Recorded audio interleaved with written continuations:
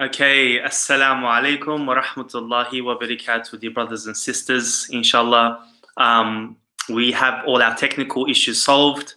And again, these Chinese hackers, they're trying to, get into this broadcast, but Allah is making this broadcast happen, no matter how hard our enemies try. And of course, as I mentioned today, inshallah, hope the third time works. We have brother Mohammed Hijab joining us to give us his take on how ordinary Muslims, or just ordinary people, what they can do to help the Uyghurs from a practical, realistic, in a tangible fashion. So without further ado, I'd like to welcome brother Mohammed Hijab. So happy that you're here today. I'm happy that I'm on this show. Alhamdulillah, alhamdulillah. So brother, we've been talking about many things off screen. We didn't want to go the France boycott route. We didn't want to compare things. We want to make things simple. I get a lot of messages, and I'm sure you were talking about, brother, what's happening is really bad. The atrocities, the oppression, the genocide. But what can we actually do? And we can discuss this. We can throw it both ways. From your experience, what's possible? Yeah, I think when I had a conversation with you some time ago, one thing which I found quite interesting that came out of our discourse is that, the Chinese government seemed to be, I know you were saying it kind of like jokingly and in jest, but they are trying to stop even social media efforts to criticize them. And so I'm not sure which videos in particular, or which channels in particular you are mentioning as examples, but videos that have been put up by social media personalities, they were trying to take down somehow, and so the hacking efforts are quite real. And obviously we saw what happened with Ozil and his support with the Uyghur Muslims, and how he was attacked by the Chinese. So I wanted to ask you on this front, to what extent is the attack on social media or internet types of influence real? Or what examples would you cite as interesting examples of that? So I'll give you a personal experience, and this was actually covered by CNN as well. Our Facebook page, Talk is Turkestan, about a year and a half ago, we've talked about this, where the Chinese have this phenomenon called the social media trolls, the 50-cent social media army, and they bombarded our posts and our rating on, at that time we were close to a 5 on Facebook, and they took it down to below 3, and we're still trying to recuperate from that. And right now, for a good half a year, we've been stuck on 69,000 followers, where we were going up at least 1,000, 2,000 every month. So I'm talking to you right now. And am I stunting my growth here by speaking to you? Is my social media going to freeze us? Brother, you know what? See what happened today. 2 hours ago, I had a United Nations whistleblower, Akhi. I don't know if you saw the interview, a United Nations whistleblower putting everything on the line. She's got an amazing salary, human rights lawyer. She's on the verge of being fired just 2 hours ago. With the technical issues that I've had with you today, first time it's happened to me. First time. Wallahi, it's the first time it's happened. So you are bombarded with these things. You get shadow banned in all your social media, and the people. I've had other, what do you call it? Sort of popular influencers, whether it be in Muslims or non-Muslims, or the UN, or within the Trump administration. They suddenly start, living this and going through this as well. So the threats, or the banning, or your account being taken down for a period of time, that threat is real. That's why I wanted this on my channel and not yours, because I don't want to affect the dawah. But if the Chinese want, if they want to take me out, they'll find a way. Trust me. Exactly. And so, so from your experience, I mean, you've done advocacy work for various oppressed people especially for the Rohingya. In your experience, what has worked, or what did you find people were able to do, and like response-wise, or able to donate, or how, in your experience, what was working? I think it's always very effective when things start to align in different industries. So if, for example, the charity industries or professionals from the charity industry and professionals from, let's say, advocacy types of work, and also social media influencers, as well as other types of influencers, maybe if needed, academia and law, all of it, if it connects with each other and everything's, all those moving parts start to align, is where we see the strongest types of effect. And I know we said we didn't want to mention it as, a point of comparison, but for example, the boycotts in France, if you look at the stock ratings of those like French companies, you'll see that they've actually gone down, and to the point where the French prime minister is now calling for the end of the boycott. So you're seeing here the effects of political pressure, of political influence, of different things aligning together, and we see effects of that. And if you wanted to look at history, where state action is done, like for example, in I think it was the 1973 war, if it might have been 1966 or 1973, but the Arab War against Israel, and obviously because America took a stance, and then OPEC and its reaction against America, and obviously the Arab countries decided to raise the price for oil, and that disturbed their operations. Clearly now, things like that would be very effective, but I doubt that that kind of action would be taken from countries in today's day and age, because there's too much to lose with China.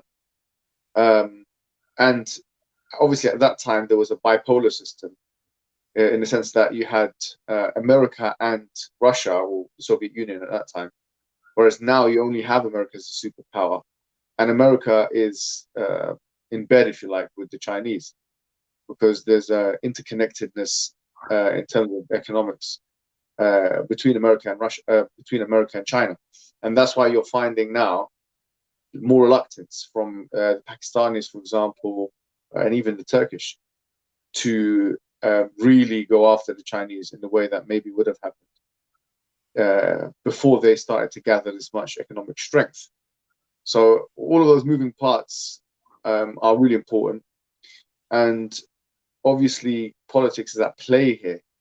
But I think what we need to do as the concerned Muslims is to try and align as many specialists from different fields of influence together to create a plan, really, a plan which really attacks this issue and causes the maximum damage, if you want to put it that way, to these to the Chinese government in this war against oppression. You're absolutely right. But let's just, so that's real big picture. From an individual sort of level, what people could do is, and we've seen this happen, obviously the most basic thing you could do is sort of like and share the videos. But another thing is, especially students, right? Especially if you're studying right now, most likely if you're living in the UK, the USA, I mean, the USA have sort of cleared it up, but you've got Confucius Institutes, and you can actually, write complaints, write a letter.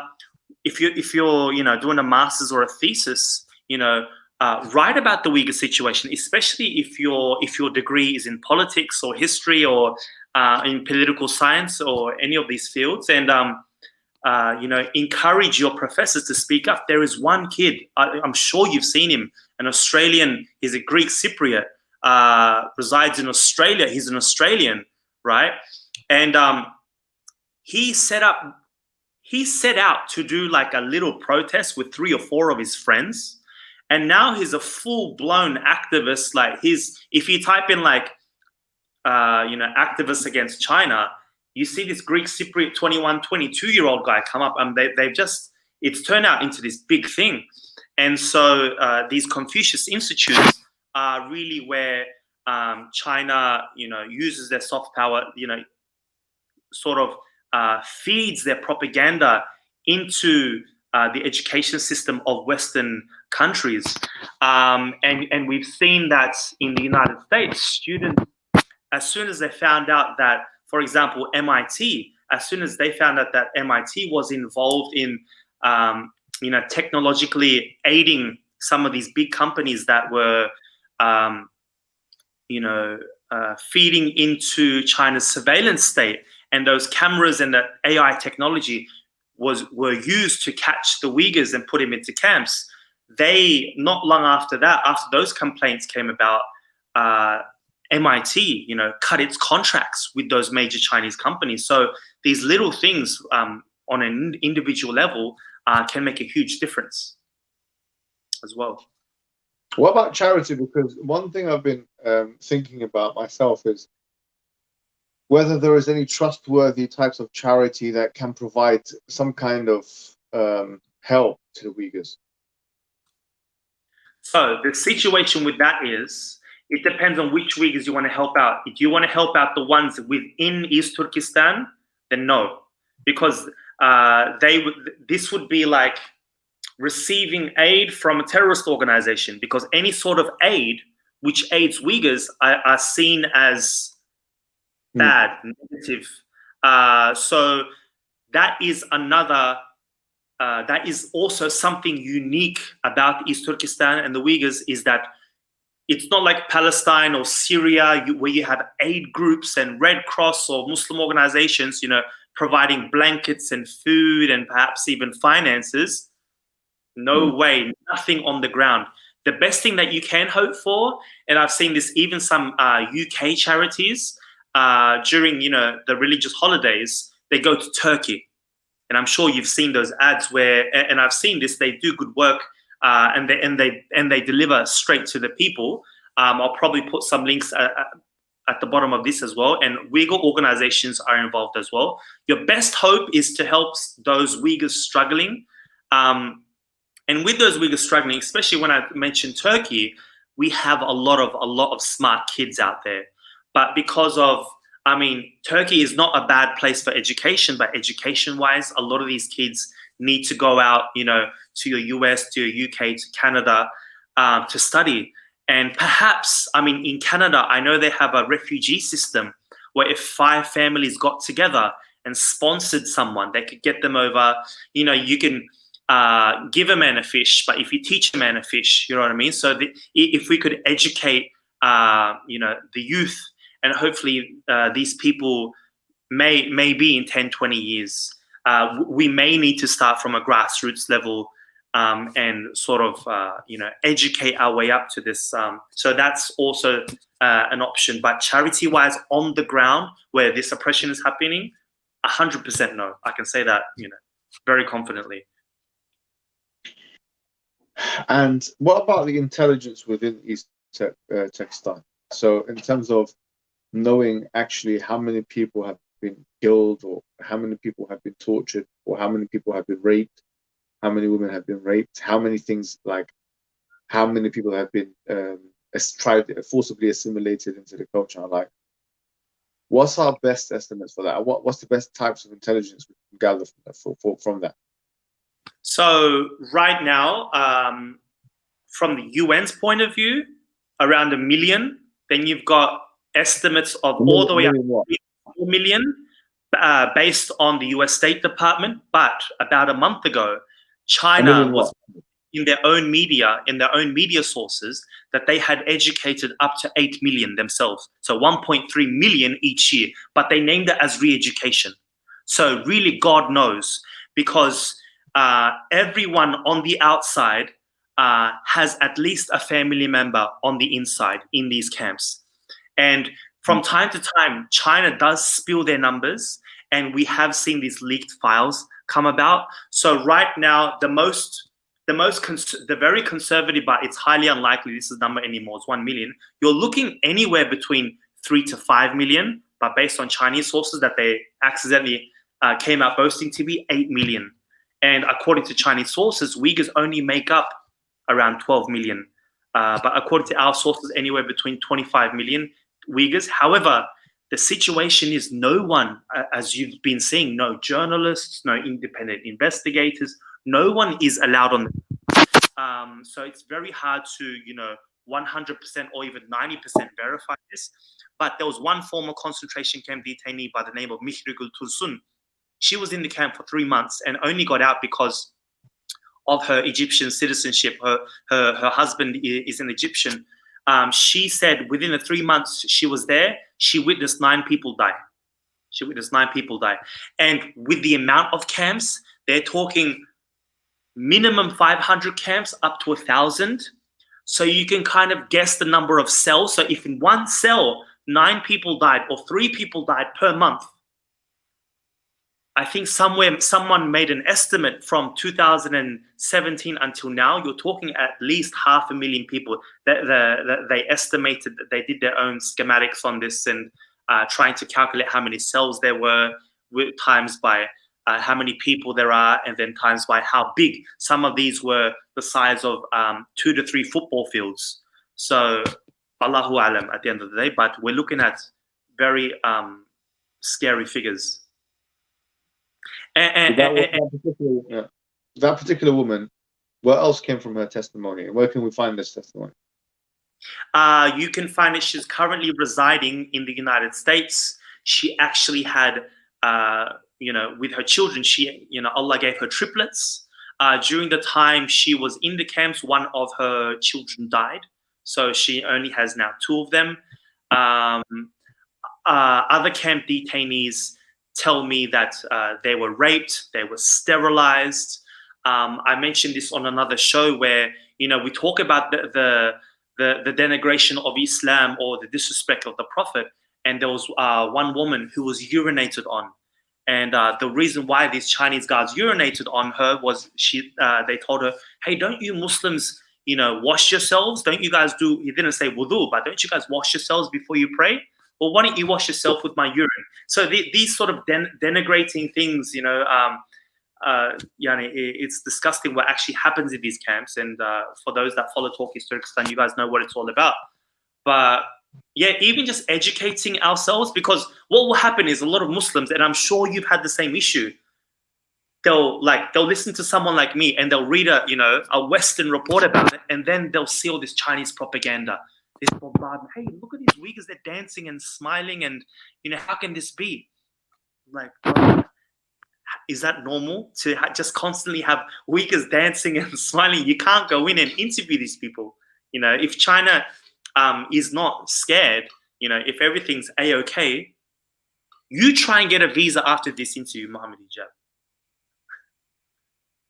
You know what I mean? They won't let you in after this, right? So forget the Great Wall,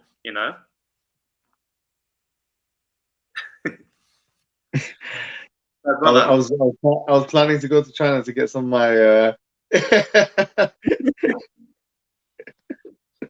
No, but economy-wise, look, people don't take it seriously. That's why we've been pushing, boycott French. Mashallah, let's do it, no problem. But and look at the effect it's had. Boycott China. How much harder is that? Yeah. What kind of companies operate in China then that we should know about?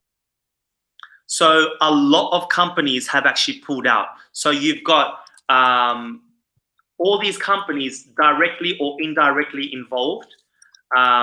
So you've got H&M, you've got Samsung, you've got Apple. I believe Apple is pulling out, and they're moving some to another Southeast Asian country.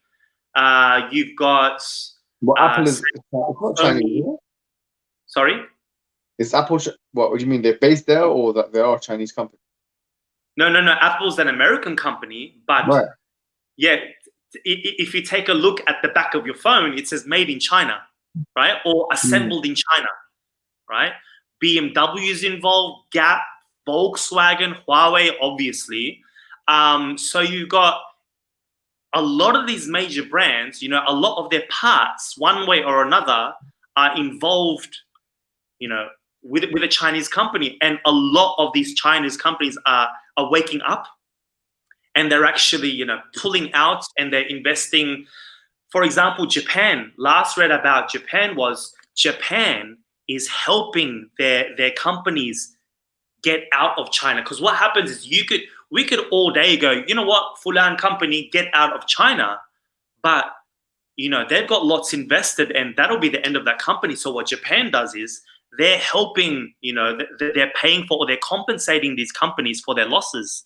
So a lot of companies need to, take on or follow what Japan's doing. Obviously, we were talking about the Arsenal, the NBA, Disney, they're American companies or associations or organizations, but their dealings with China, So imagine these companies right now investing in a Nazi Germany. They wouldn't. They'd be pulling out of that. And then obviously we've got the Winter Olympics coming up as well, with millions of dollars invested, and now we're pushing for a campaign to, all right, don't boycott the Olympics, but move the games. I'm sure there are many countries, with their stadiums, they're ready to go. Heinz tomato paste even. So it's very, so that's why boycotting China is much more difficult. But we say, do as much as you can. If you've got 100 products in your home, buy 99 Chinese. The next day, buy 98, 97. Reduce it. It's like, maybe start off with companies that are actually Chinese, rather than they take parts from Chinese companies. Well, the thing is, right? A lot of the Chinese companies, they're not really out there in the West, So the most popular or famous one is Huawei, and then its sister company Xiaomi, and then you've got their various apps, TikTok, and so it's very hard. You've got Chinese cars here and there. That's a lot more. It's very hard to find Chinese brands out there, but like I said, China disguises, not China disguises, but what do you call? How can I say this? China plays such a big role in technology and investments that what we say is do your part, do your bit. You may not notice, Allah is not going to punish you. So for example, if you grab something and for sure you can avoid that thing, all right, then you let it go. But it's something that we've got to get used to. So boycotting France, that's why it's a lot easier. Well, you're going to boycott some cheese, you're going to boycott some wine and stuff for Allah, you know what I mean? Like Dior perfume, you know what I mean? I've been boycotting all my life, that one. Yeah, so, I mean, yeah. So, I mean, this does work. This will create a dent. So, for example, I was talking about boycott China, and I mentioned this before on BBC Radio about a year ago, and the guy was laughing at me. But what happened during COVID? It was so easy to boycott China. Well, I think Starbucks was like taking out their the company or parts of China as well. So it's very easy to divest once there is an interest in it. I mean, I think it would, for a lot of these countries, I mean, there is an interest. Look at, for example, we're talking about the interconnectedness of America with China. So much so that in 2008, when the recession took place in America, I think one of the biggest donors were the Chinese, because they knew that their biggest consumers were the Americans. So it wasn't in their interest to have America go into that deep of a depression or recession. And so, once again, Muslim countries and Muslim people shouldn't be connected so much with China. I think if we're thinking about it from an Islamic perspective, and also a regional or even national perspective in any particular Muslim country, an isolationist policy is probably what we need anyway. I mean, if you look at in the 1930s in America, when did America really become a superpower? It was, if you look in the 1920s to 30s, right before World War II, that interim period between World War I and World War II. This was a time period in America which was categorized by isolationism. And it was that isolationism which actually propelled it to superpower status. And this is really what's wrong with a large part of the Muslim world, that we depend too much on outsourcing whatever it is, whether it's manufactured good or technological goods, or certainly scientific things. So a bit of self-sufficiency, I don't think would harm the Muslims in any way, shape, or form.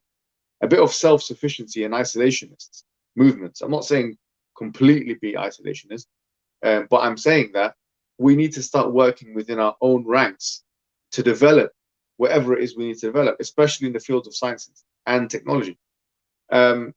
Obviously, China is not known particularly for those fields, but even in manufacturing and mass manufacturing is more in line with what China does. We need to move away from dependence. And so maybe these are the hurdles we need to kind of pass, and as Muslims all over the world. This, once again, is macro, right? But then if we think of that as the macro policy, it can inform our micro choices, like as individuals, what are individual choices? And I believe that, you know, individually, if obviously small lights come together, they'll come together and illuminate. If we have that mindset that we want to be self-sufficient, both as Muslim peoples, families, and communities, and then nations, then what will happen is it will all piece together eventually, I think.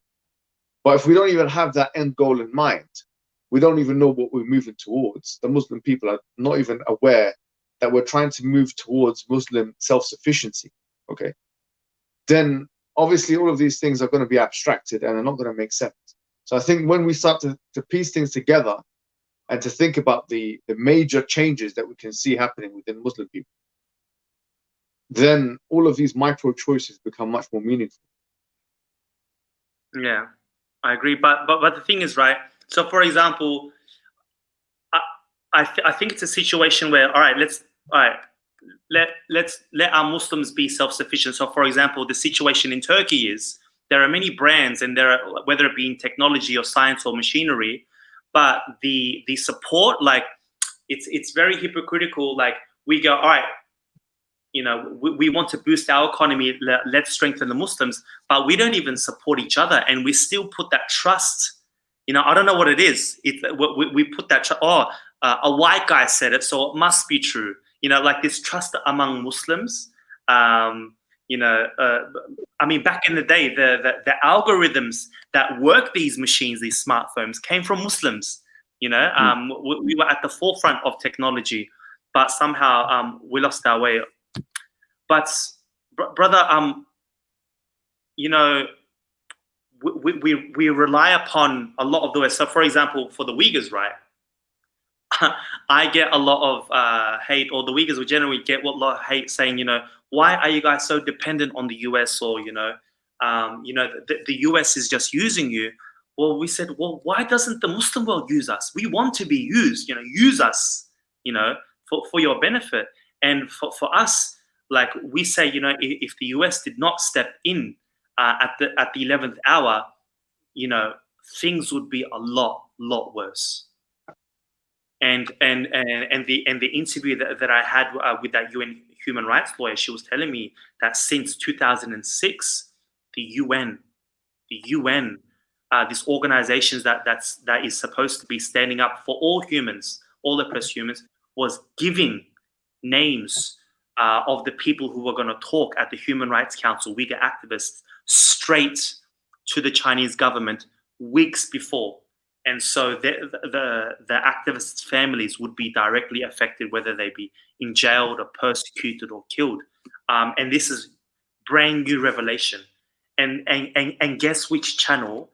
And this woman has been talking from 2013. And guess which channel, brother, brought it to light? LBC, bro. You know, We're talking about radio stations. He brought it to light, man. Who? He brought it to light. And if he didn't bring it to light, she wouldn't have been on. I wouldn't have known about it. You know what I mean? SubhanAllah. Like you know when they talk about being woke, man, we Muslims are asleep, man. We need to be woke from like yesterday. Mm-hmm. SubhanAllah. Well, I mean, this is what we need to be doing, right? We need to be raising awareness, and that's what you're doing. That's what. Okay, let me ask you a question. From how long have you been doing this activism for the East? For years. Publicly, I've been doing it for 2 years, but privately, for altogether 10 years. Is there a reason why you didn't do any public work for 8 years? Because my wife and her family, they were in East Turkestan, and my father-in-law is a very famous actor. Eventually, you know, got into a concentration camp, stayed there for 10 months, and he's been out for a year, but I'm still continuing this. So that's why, that was the main reason. I couldn't, I was putting too many people's lives at risk, but China took it to a level where I'm gonna punish whoever and whomever, regardless of whether you are doing things privately or you are non-active at all. You know, you had people that, I mentioned this to you before, that they were never involved religiously. They don't even know what Assalamu alaikum means, like with like nothing, or just like nothing against the Chinese government, even from a nationalistic point of view. And these people were, you know, taken to the camps in droves. And Mozambique, I had him a few weeks ago, and he said something really important. Like, you know, as Muslims, we can differentiate even amongst us, you know, certain groups or certain sects, or who's practicing or non-practicing. But for regimes like the Chinese, if you're practicing or non-practicing or whatever sect you're from, they just see you all as one. They'll see you as one. So, and he said, you know, we should start to see ourselves just like how the enemies of Islam see us, as one. So that, yeah, that really hit me hard. Now, in the 2 years that you've been active publicly, what was the most effective thing that you have found in terms of public strategies for yourself? The most effective thing was, I know it's strange, but these silly things called hashtags, and yeah, you know, little sound bites. And but what was strange was, I found even a lot of that. I've now gotten to a stage where a lot of that, I don't know what it is, but it's not, or it wasn't genuine. And for people, it was like a 30-second advocacy, you know, like this sort of fast food advocacy, where you make a little clip here, a 15-second clip there, and you're like, you see a lot of that today with these TikTok videos. You know, it's very, I thought you're boycotting them, my brother. No, what thing is, like, it's being shared on Twitter now, right? It's all over the news, right? Yeah. So it's I'm sure you've seen like these little clips. You're like, free Palestine, like this 10 it doesn't mean anything. It's just a what's the word? It's just a cheer. It's like a saying, and that's it. It's left there.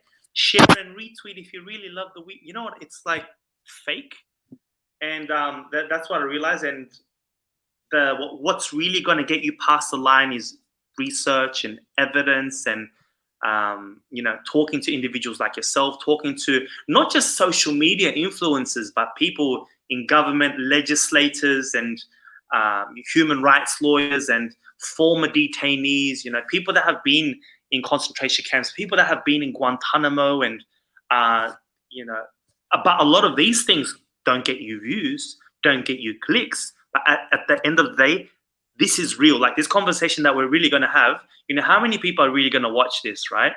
They're more likely going to watch. What's most likely going to happen is, I'm going to have to cut this into 30-second, 1-minute bites to entice people to watch. It's become like human rights entertainment industry. Like, this is the way I see it. It's very, very sad. So it's, you're saying hashtags, you're saying, so the answer to the question is sound bites, things which people can consume quickly and which have maximum educational utility. Yeah. So most effective, but again, when we mean, what do we mean? Like, if you're talking about, do they get the most retweets? Yes, right. And it's like the more violent, the better. But you know, there are a lot of stories out there. For example, we were talking about Ozo and his stances. Do you think that had any effect on the Chinese government? I think it does, and that if it didn't, he would be on the starting lineup. You know what I mean?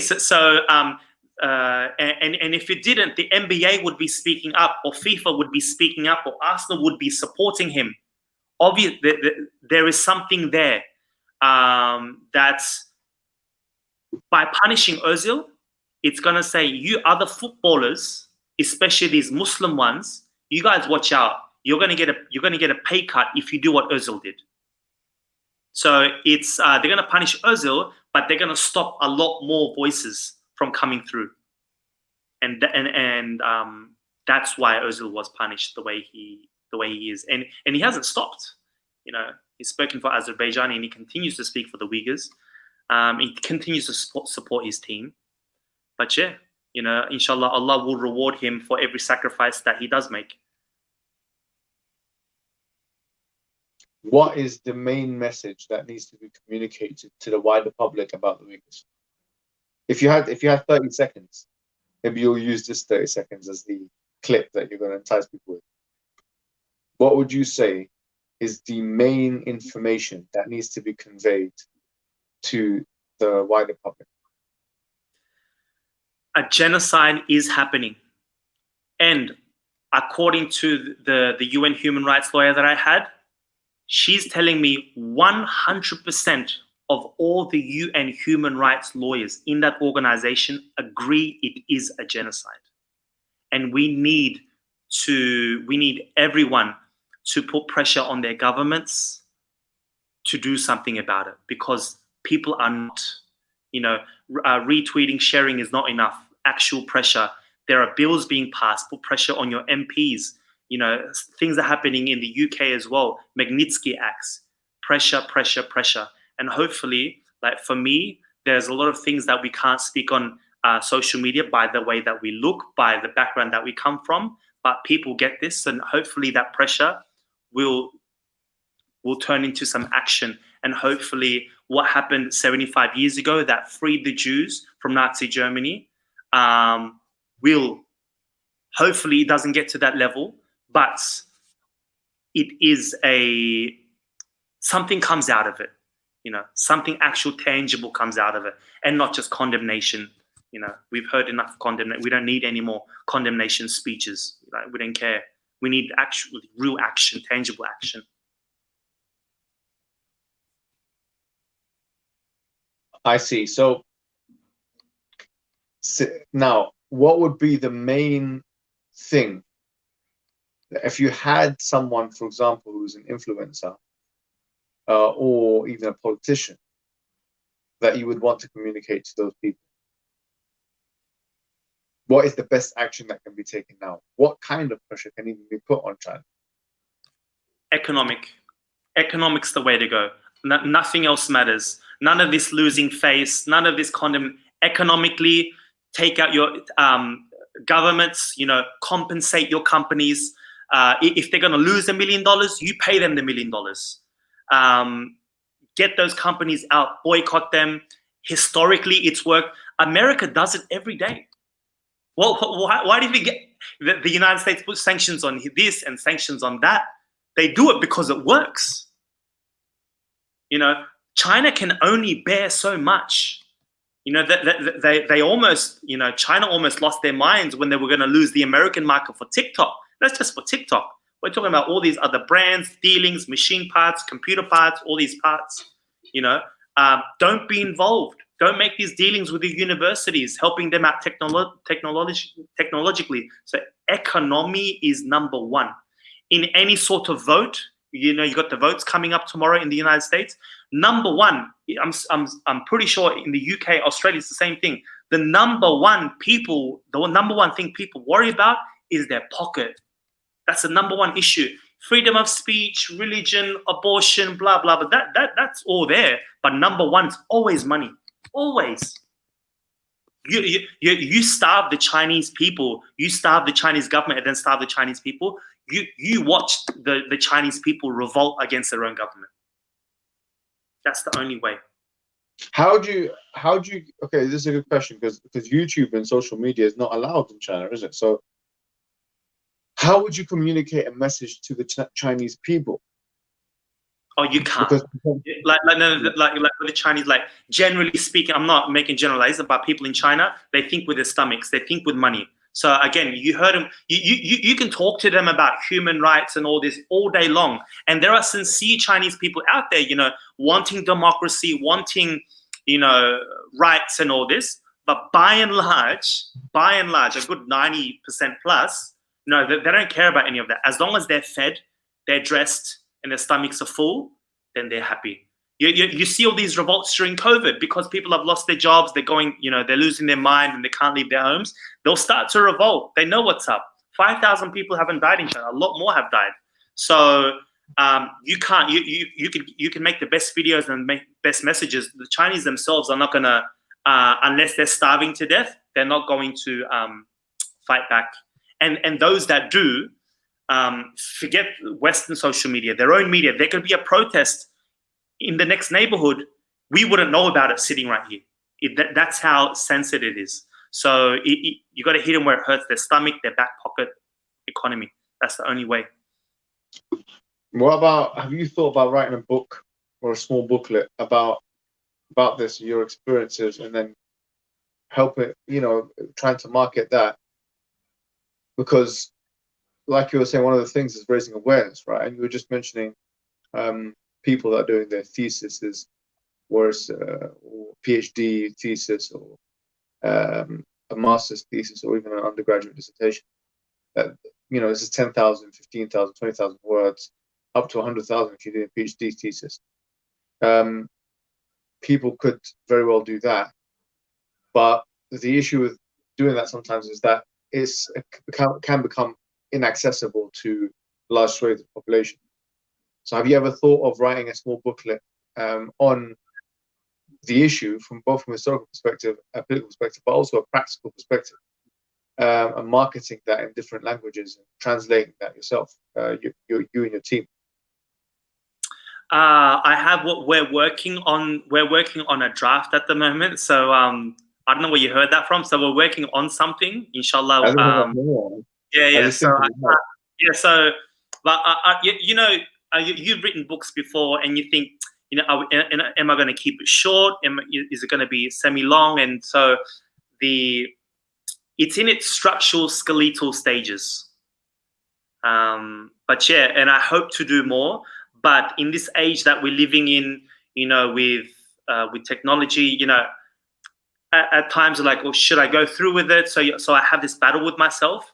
It's inshallah, make dua for me. I hope to get it done very soon. But yeah, it's a matter of time. I'm working, like many different things going on with me right now, and yeah. So hopefully, and I don't know. I also want to have a happy ending. You know what I mean? So I may be just waiting for that, because we've just recently heard that, I think of the last 2 weeks, that China have, another 384 camps have popped up on satellite imagery. So, and that really takes you back. You go, what have I been doing this advocacy for? Has it really worked? We thought we were getting things done, and suddenly 384 new camps show up. Well, when we thought China was on the back foot, and now we're seeing them economically, coming back from COVID, coming back from the CCP virus, because they've opted, instead of having people being locked up in their homes, they've opted to have them go back to work the soonest. And they're buying companies, they're buying Western companies for cheap. All these Western companies that have gone out of business, they're buying them up. And what's very scary is China could be coming back stronger next year because of the investments that they've made during COVID. SubhanAllah. Have you got any contacts with anyone inside East Turkestan? Contacts, I do have some contacts, yes. And do they give you live updates as to what's happening? What's your method of information retrieval? So, talking through Facebook Messenger. So these guys, they'll get on a VPN, risking their lives. They'll get on Facebook Messenger, and they'll just directly message you. But at the same time, with a lot of these people, I go through a method of, and a lot of these ones are, some are within East Turkestan, some are in the other Chinese cities, and it's really difficult to find out whether or not they're genuine or not, because it could just be a police officer, a Uyghur police officer at that, working for the CCP. So I've had a few occasions where I had some of these students, especially most of them are students, meet with fellow journalists that I know, and then after they check them out, all right, this guy's real, they're willing to meet with a journalist, then we get sort of information from there. But I generally don't share that information unless I have like video footage of it, because there's no point. But there is one brother in the United States, an older brother by the name of Adkin Siddiq. He has a lot of up-to-date news, and a lot of connections still within sort of people that are there, and he gives you the most up-to-date news. But with me, the news I keep at the back of my mind, and when stuff start coming up in the news, I sort of connect that or relate that. That must have meant what this brother said a month ago, and that kind of gives me a better picture of what's going on, of an angle from inside and then on the outside as well. If that answers the question, yeah. Yeah. But yeah, it's basically very difficult to gather information. Very difficult. Yeah. And these people are only willing to talk to, say, like prominent activists, and they don't just get in touch with anyone willy-nilly. We had one guy that popped up, came out with his face and everything, which is very rare, and he was locked up. He disappeared not long after he showed up on social media saying he wanted freedom for the Uyghurs. And as I mentioned before, you will not have activists inside China's borders. No way.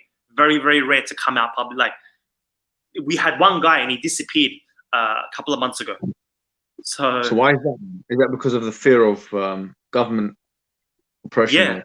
Yeah, because you'll be locked up right away. And this one guy that did show up, he was living in the eastern seaboard of China, and he was on a bike. He was homeless. He didn't have a 3G connection. He would only go on video or connect to Wi-Fi wherever he could. So it was very hard for police to track him. And so he got away with it for a few weeks. We're like, this is fake. Like this, there's no way that this guy is reporting from within China. But eventually he disappeared altogether. And it turned out that his story did check out.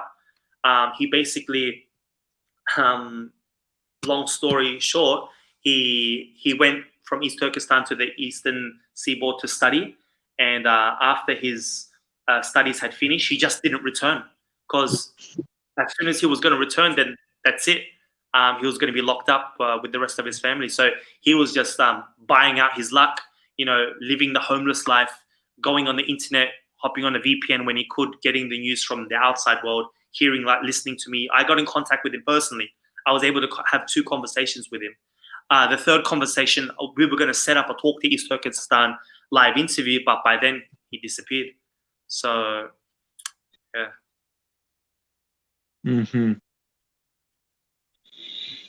I see. So it is quite deep. It is quite deep. All right. So in terms of moving forward, then, how would you summarize our practical steps as individuals? We've already heard all the atrocious things that are happening there: the forced cultural assimilation, the rape, the torture, and so on. What can we do? What would you, if you had a message to send to all the Muslims and non-Muslims, anyone who's interested in this cause, what would be your message? As I mentioned, any action that you do, remember that you are also, especially for our Muslim brothers and sisters, remember this is ibadah.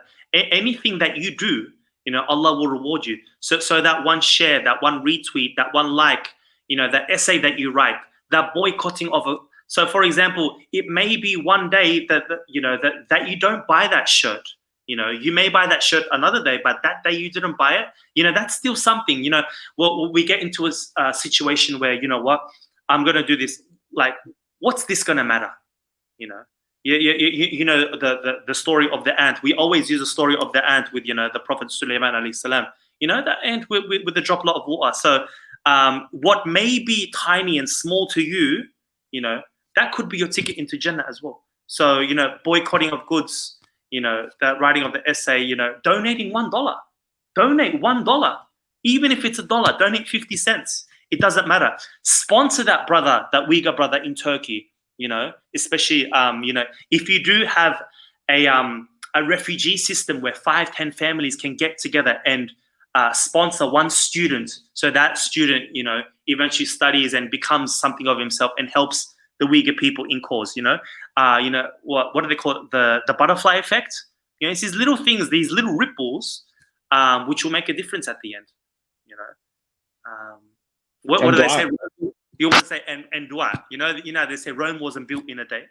So yeah. Hey. And dua, man. Jazakumullah khairan. I've really learned so much from this. The unfortunate truth is that when you try and look, like you said, when you try and look this stuff up in English language, you have these kind of dead end articles with very limited information. Yeah. Which is why this talk East Turkestan is a very important thing that you're doing here. And so I would commend you and encourage you to continue. Obviously, we are at your service if you ever need us. Jazakallah khair, brother. And unfortunately, like, I don't boast about this, but unfortunately, we are the biggest channel, like the biggest social media channel on social media, highlighting the Uyghur language, highlighting the Uyghur cause in the English language, and we're only 70,000. You know what I mean? Like, you know, I didn't expect, like, I wanted, you know, I want to follow others. You know, I want to, you know what I mean? Yeah. And to be honest, brother, I have a full-time job. Like, it doesn't really take much. You know, like anyone can do this. You know what I mean? It doesn't really take me. Just a little bit of passion and just a bit of time, and you know, and you can do it. And hopefully, there are a lot more bigger channels than mine. You know, like inshallah. So, Jazakallah khair, brother. Like, thank you so much for your time. Sorry for that, you know, technical difficulties. As I said, these social media hackers, you know, the technology. But third time's a charm, as they say. Inshallah, it's not shirk. You know, when we say, you mean it figuratively, don't mean it literally. Yeah, obviously, yeah. Brother, may Allah subhanahu wa ta'ala bless you for you and your dawah. Thank you for spending your time with me. I know you're busy, you know, fighting all the enemies of Islam. Metaphorically, that is. Well, let's hope it's continued in that sense, in that strict figurative sense. Khair, inshallah, brother. All right, brother. Assalamu alaikum. May Allah bless you, and all to all our audience. Assalamu alaikum wa rahmatullahi wa barakatuh.